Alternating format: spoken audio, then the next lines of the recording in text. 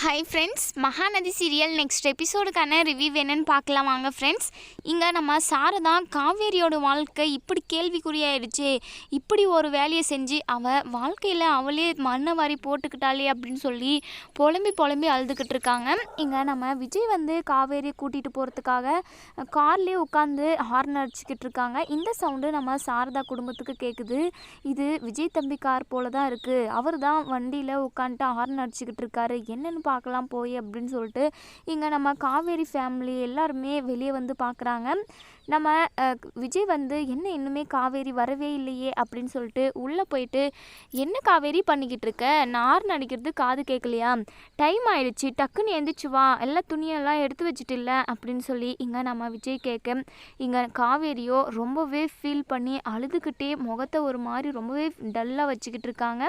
இங்கே நம்ம விஜய் என்ன காவேரி முகத்தை இப்படி வச்சுக்கிட்டு இருக்க, எப்போவும் நீ சிரித்த முகமாக இருந்தால் தான் நல்லா இருக்கும், என்ன காவேரி நீ சந்தோஷமாக இருந்தால் தான் எனக்குமே சந்தோஷமாக இருக்கும், அதே சமயம் நான் உங்கள் வீட்டில் எடுத்துகிட்டு போயிட்டு விடுறப்ப நீயும் சந்தோஷமாக இருக்கணும், அப்போ தானே உங்கள் ஃபேமிலியில் இருக்கிறவங்க எல்லாருமே சந்தோஷப்படுவாங்க, உன் முகத்தை நீ இப்படி வச்சுக்கிட்டு இருந்தா சொல்லு, அவங்க எல்லாருமே கஷ்டப்படுவாங்கல்ல, அவங்களுக்காக தான் நீ எல்லாமே பண்ண, அவங்களுக்காக தானே அக்ரிமெண்ட் கல்யாணமே பண்ண, இப்போ நீ உன் முகத்தை இப்படி வச்சுக்கிட்டு இருந்தா என்னமோ ஏதோன்னு சொல்லிட்டு எல்லாருமே தவிச்சு போயிடுவாங்க அப்படின்னு சொல்லி இங்கே நம்ம விஜய் சொல்ல, நம்ம காவேரியோ மனசுக்குள்ளே நினைக்கிறாங்க, என் வாழ்க்கையே போக போகுது, இந்த விஷயம் தெரிஞ்சால் என் அம்மா என் அக்கான்னு எல்லாருமே எவ்வளோ கவலைப்படுவாங்கன்னு எனக்கு மட்டும்தாங்க தெரியும், இதை புரிஞ்சிக்காமல் நீங்கள் இப்படியெல்லாம் பேசிக்கிட்டு இருக்கீங்களே, ஏன் காவேரி எதுக்காக நீ ட்ரெஸ் எல்லாம் பேக் பண்ணிக்கிட்டு இருக்க, நான் சொன்னதும் நீ என்னை விட்டுட்டு போயிடுவியா அப்படின்னு சொல்லி சொல்லாமல் நீங்கள் இப்படி பேசிக்கிட்டு இருக்கீங்களே அப்படின்னு சொல்லி நம்ம காவேரி மனசுக்குள்ளே நினச்சிக்கிட்டு இருக்காங்க. இங்கே நம்ம விஜய் என்ன காவேரி நான் இவ்வளோ நேரம் பேசிக்கிட்டு இருக்கேன், நீ பாட்டுக்கு எதையே யோசிச்சுட்ருக்க, வா காவேரி டைம் ஆகிடுச்சு நம்ம போகலாம் அப்படின்னு சொல்லி இங்கே நம்ம காவேரியை கூப்பிடுறாங்க. நம்ம காவேரி ரொம்பவே அழுகுறாங்க, அவங்களால கஷ்டத்தை தாங்கவே முடியல. விஜய் நீங்கள் என் கூட தான் இருக்கணும், உங்களை நான் யாருக்காகவும் விட்டு கொடுக்க மாட்டேன், நீங்கள் என்னை விட்டுட்டு போயிடாதீங்க விஜய் அப்படின்னு சொல்லி கத்தி அழணும் போல இருக்குது நம்ம காவேரிக்கு. இருந்தாலுமே மனசை பக்குவப்படுத்திக்கிறாங்க, தைரியப்படுத்திக்கிறாங்க. இல்லை அவரே சந்தோஷமாக நம்மளை வீட்டை விட்டு வெளியே போகணும்னு சொல்கிறாரு, நம்மளை விட்டு பிரிஞ்சு போகணும்னு சொல்கிறாரு, அவரே சந்தோஷமாக இருக்கிறப்ப நம்ம எதுக்காக ஃபீல் பண்ணணும், இந்த காவேரி எதுக்காகவும் கலங்க மாட்டா, நீ அழாத காவேரி அப்படின்னு சொல்லி நம்ம காவேரி தனக்குத்தானே தைரியத்தை சொல்லிக்கிட்டு நம்ம விஜய் கூட பேகை தூக்கிக்கிட்டு வெளியே வராங்க. அப்போது நம்ம தாத்தா எங்கடா விஜய் கிளம்பிட்டீங்க, அதுவும் காவேரி கையில் பேக்கோடு நிற்கிறான், எங்கே இவ்வளோ ட்ரெஸ்ஸு எதுக்காக அப்படின்னு சொல்லி கேட்குறாங்க. இங்கே நம்ம விஜய் அதான் தாத்தா நேற்றே நான் உங்ககிட்ட சொன்னேன்ல, காவேரியை அங்கே தான் கூட்டிகிட்டு போகிறேன் அப்படின்னு சொல்லி சொல்கிறாங்க. எங்கள் தாத்தாவோ சரிப்பா கூட்டிகிட்டு போ அப்படின்னு சொல்லி எங்கள் தாத்தாவுமே சொல்கிறாங்க. இங்கே நம்ம காவேரி மனசுக்குள்ளே நினைக்கிறாங்க, தாத்தா நீங்கள் கூட ஒரு வார்த்தை போகாத காவேரின்னு சொல்லவே இல்லையே, உங்கள் பேரன் இப்போ முக்கியமாக போயிட்டார் இல்லை, உங்கள் கூட நான் எவ்வளோ ஜாலியாக இருந்திருப்பேன், உங்களை என்னுடைய சொந்த தாத்தாவாக பார்த்தேன், ஆனால் நீங்களுமே ஒரு வார்த்தை விஜய் நீ பண்ணுறது தப்புடா அப்படின்னு சொல்லி ஒரு வார்த்தை சொல்லாமல் போயிட்டீங்களே அப்படின்னு சொல்லிட்டு தாத்தாவோட முகத்தை பார்த்து நம்ம காவேரி மனசுக்குள்ளே நினச்சிக்கிட்டு இருக்காங்க. இங்கே நம்ம காவேரி தாத்தா முகத்தவே பார்த்துக்கிட்டு இருக்கிறதுனால தாத்தா என்ன காவேரி என்னையே பார்த்துக்கிட்டு என்னமோ யோசிச்சுட்ருக்க, போயிட்டு வா விஜய் கூட சந்தோஷமா அப்படின்னு சொல்லி சொல்கிறாங்க. சரி தாத்தா நான் போகிறேன் அப்படின்னு சொல்லி சொல்கிறாங்க.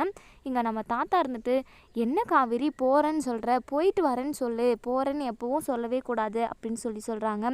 இல்லை நம்ம காவேரி மனசுக்குள்ளே நினைக்கிறாங்க, இனிமேல் நான் எங்கே தாத்தா வரப்போகிறேன், இனிமேல் நான் போனது தான், இனிமேல் நான் வரமாட்டேன் தாத்தா, உங்களை எல்லாருமே நான் மிஸ் பண்ணுவேன் அப்படின்னு சொல்லிட்டு இங்கே காவேரி மனசுக்குள்ளே நினச்சி ரொம்பவே ஃபீல் பண்ணி அழுகுறாங்க.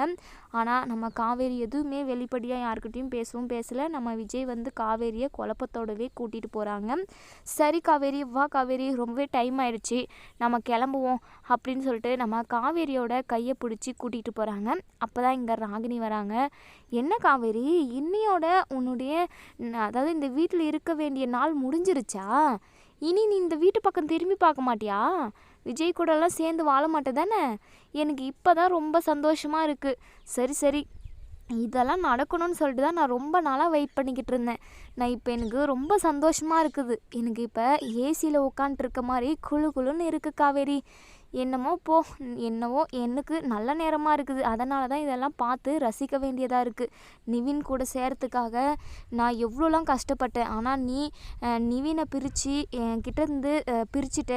நிவின் கூட வேண்டாம் அப்படின்னு சொல்லிட்டு இங்கே நான் அஜயை கட்டிட்டு வந்ததே உன்னை இந்த விஜய் கூட வாழ விடாமல் பண்ணுறதுக்கு தான். எப்படியோ நான் பண்ண வேண்டிய வேலை மிச்சமாச்சு, விஜயே அதை பண்ணுறாரு. எனக்கு ரொம்ப சந்தோஷமாக இருக்குது காவேரி. Enjoy enjoy. இனி உன் அம்மா வீட்டில் தான் இருக்கணும். உன் அம்மா தங்கச்சி அப்போ உன் அக்கான்னு சொல்லி நீ சந்தோஷமாக வாழ்க்கையை என்ஜாய் பண்ணி வாழு காவேரி. Super super. அப்பா, நான் நினச்சது எப்படியோ நடந்துடுச்சு. இனிமேல் இந்த வீட்டில் எனக்கு என்ன வேலை? என் அப்பா பங்களாவாக வீடு கட்டி வச்சுருக்காரு. இனி நான் அங்கவே போயிருக்கேன். அப்பா, நான் நினச்சது அதாவது என்னுடைய லட்சியம் வந்து பூர்த்தி அடைஞ்சிருச்சு. இதுக்கு நான் அந்த கடவுளுக்கு தான் 108 தேங்காய் உடைக்கணும் அப்படின்னு சொல்லி இங்கே காவேரியை வெறுப்பேற்றிக்கிட்டு இருக்காங்க. நம்ம விஜய்க்கு உள்ளுக்குள்ளே பற்றிக்கிட்டு வருது. ஆனால் எதுவுமே பேசாமல் சைலண்ட்டாக இருக்கார். ஏன்னா காவேரிக்கு எந்த விஷயமும் தெரிஞ்சிடக்கூடாது. காவேரி மனசில் விஜய் வந்து நம்மளை எடுத்துகிட்டு போய் விட்டுட்டு வராரு அப்படிங்கிற ஒரு எண்ணம் மட்டும்தான் இருக்கணும் அப்படின்றதுக்காக நம்ம விஜய் வந்து எதுவுமே பேசாமல் சைலண்ட்டாக இருக்காங்க. நம்ம காவேரியோ மனசுக்குள்ளே நினைக்கிறாங்க, என்ன விஜய் எப்பவும் இந்த ராகினி என்கிட்ட வம்பு பண்ணானா அவளை அடிக்கிறதுக்காகவே போவீங்க, ஆனால் இப்போ ஒரு வார்த்தை கூட பேசாமல் நிற்கிறீங்களே, இதெல்லாம் என்னால் பார்க்கவே முடியல விஜய். எனக்காக நீங்கள் இருந்தீங்க. இந்த வெண்ணிலா வந்ததுலேருந்து இப்போ கூட இந்த ராகினி என்னை எவ்வளோ இன்சல்ட் பண்ணுறா, ஆனால் நீங்கள் ஒரு வார்த்தை கூட பேசாமல் இருக்கீங்களே, இதெல்லாம் என்னால் தாங்கிக்கவே முடியல விஜய்.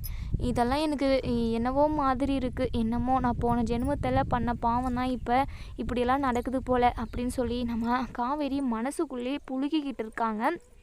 நம்ம விஜய் இருந்துட்டு, ராகினி உன் வேலையை மட்டும் பாரு போ அப்படின்னு சொல்லிட்டு இங்கே நம்ம காவேரி கையை பிடிச்சிக்கிட்டு கூட்டிகிட்டு போகிறாங்க. இங்கே நம்ம சாரை தான் நினச்சிக்கிட்டு இருக்காங்க, விஜய் தம்பிக்கிட்ட போயிட்டு பேசலாமா, இது உண்மை என்னன்னு கேட்கலாமா, ஆனால் இப்படி ஒரு வார்த்தையை நம்ம அவர்கிட்ட சொல்லி அது உண்மை இல்லாமல் போச்சுன்னா அவரை நம்ம அவமானப்படுத்துகிற மாதிரி ஆகிடுமே, பேசலாமா வேண்டாவான்னு சொல்லிட்டு அழுதுகிட்டு அங்கே நின்றுக்கிட்டு இருக்காங்க. எங்கள் கங்காவும் நம்ம சாரதா கிட்ட சொல்கிறாங்க, அம்மா நான் என்ன ஏதுன்னு போயிட்டு விஜய்கிட்ட கேட்டுட்டு வந்துடுறேம்மா அப்படின்னு சொல்லி சொல்கிறாங்க.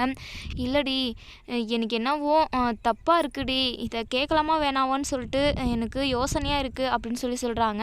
அப்போ தான் நம்ம காவேரியும் விஜயும் கையில் பேக்கோடு வராங்க. அதுவும் காவேரி கையில் பேக் இருக்கிறத பார்த்துட்டு இங்கே நம்ம சாரதாவுக்கு நெஞ்சு வலியே வர மாதிரி இருக்குது. சாரதா இருந்துட்டு, கங்கா அங்கே பாருடி, காவேரி கையில் பேக் வச்சுட்டு இருக்கா, இன்றைக்கி தான் அவளோட கல்யாண நாள், அப்போது இன்னியோட லாஸ்ட்டாக விஜய் தம்பி கூட வாழ்கிறது, அச்சோ இதெல்லாம் பார்க்க தான் என்ன அந்த கடவுள் உயிரோடு வச்சுருக்காரா, என் பொண்ணுங்க இப்படியெல்லாம் கஷ்டப்படுதுங்களே அப்படின்னு சொல்லி இங்கே சாரதா புலம்பி அழுதுகிட்டு இருக்காங்க. கங்கா இருந்துட்டு, அம்மா இதுக்கப்புறமும் நான் சும்மா இருக்க போகிறதில்ல, அந்த விஜய்கிட்ட நான் போயிட்டு என்ன ஏதுன்னு கேட்டுற போகிறேன் அப்படின்னு சொல்லி சொல்கிறாங்க. அதுக்கப்புறம் நம்ம காவேரியும் விஜயும் காருக்குள்ளே உட்காந்து வண்டியை ஸ்டார்ட் பண்ணிடுறாரு விஜய். நம்ம சாரதாவும் கங்காவும் விஜய்ன்னு சொல்லி கூப்பிட்டுக்கிட்டு இருக்காங்க. உடனே நம்ம விஜய் வந்து காரை நிறுத்தி, வாங்க அத்தை வாங்க அப்படின்னு சொல்லி கூப்பிட்றாங்க. இல்லை தம்பி, பேக்கோடு எங்கே போகிறீங்க அப்படின்னு சொல்லி இங்கே நம்ம இது சாரதா கேட்குறப்ப விஜய் இருந்துட்டு, அது ஒன்றும் இல்லை, ஒரு இடத்துக்கு போயிட்டு வரோம் நாங்கள் அப்படின்னு சொல்லி சொல்கிறாங்க. இங்கே காவேரி யோசிக்கிறாங்க, நம்மளை அம்மா வீட்டில் விடுறதுக்காக தானே கூட்டிகிட்டு வராரு, வேறு எங்கேயும் சொல்கிறாரு அப்படின்னு சொல்லி இங்கே நம்ம காவேரி மனசுக்குள்ளேயே நினைக்கிறாங்க. இங்கே சாரதா அழுதுகிட்டே, விஜய் நான் உங்ககிட்ட ஒன்று கேட்குறேன், நீங்கள் தப்பாக எடுத்துக்கக்கூடாது, நீங்களும் காவேரியும் இன்னையோட லாஸ்ட்டாக ஒன்று சேர்ந்து வாழ்கிறது என்ன தம்பி, இதெல்லாம் இப்படி தான் நான் கேள்விப்பட்டேன், இது உண்மையா, நீங்கள் இனிமேல் ஒன்று சேர்ந்து வாழ மாட்டிங்களா அப்படின்னு சொல்லி கேட்குறாங்க. இந்த விஷயம் இவங்களுக்கு எப்படி தெரிஞ்சிருக்கும் அப்படின்னு சொல்லி விஜய் வந்து பயங்கரமாக யோசிக்கிறாரு. அது வந்து அத்தை அப்படின்னு சொல்லி இங்கே நம்ம விஜய் வந்து மழுப்புறாங்க. இங்கே நம்ம சாரதா இருந்துட்டு, தம்பி நீங்கள் இப்படி பேசுறதை பார்த்தா எனக்கு ரொம்ப பயமாக இருக்குது தம்பி அப்படின்னு சொல்லி சொல்கிறாங்க. ஐயோ அத்தை அப்படியெல்லாம் ஒன்றும் இல்லை, நாங்கள் அந்த மாதிரி பண்ணது உண்மை தான், ஆனால் இப்போல்லாம் அப்படி இல்லை, நான் காவேரியை உயிராக விரும்புகிறேன், இப்போ கூட காவேரியை கம்பெனிக்கு தான் கூட்டிகிட்டு போகிறேன், அங்கே இவளை எம்டி ஆக்கிறதுக்காக தான் எல்லா ஏற்பாடும் பண்ணிக்கிட்டு வந்திருக்கேன், அங்கே போய் பார்த்துன்னு அப்படியே இன்றைக்கி எங்கள் கல்யாண நாள் கொடைக்கானல் போயிட்டு காவேரியை சந்தோஷப்படுத்தலாம் அப்படின்றதுக்காக தான் ட்ரெஸ் எல்லாம் பேக் பண்ண சொன்னவளை, நீங்கள் ஏதாச்சும் தப்பாக நினச்சிக்க போகிறீங்க, நான் உங்கள் பையன் மாதிரி உங்ககிட்ட ஏற்கனவே சொல்லியிருப்பேன், நீங்கள் உங்கள் பொண்ணை பற்றி கவலையே படாதீங்க, நான் பார்த்துக்கிறேன்னு சொல்லியிருப்பேன். இதெல்லாம் மறந்துட்டிங்களா அத்தை நீங்கள் அப்படின்னு சொல்லிட்டு நம்ம சாரதா கையை பிடிச்சிக்கிட்டு சொல்கிறாரு.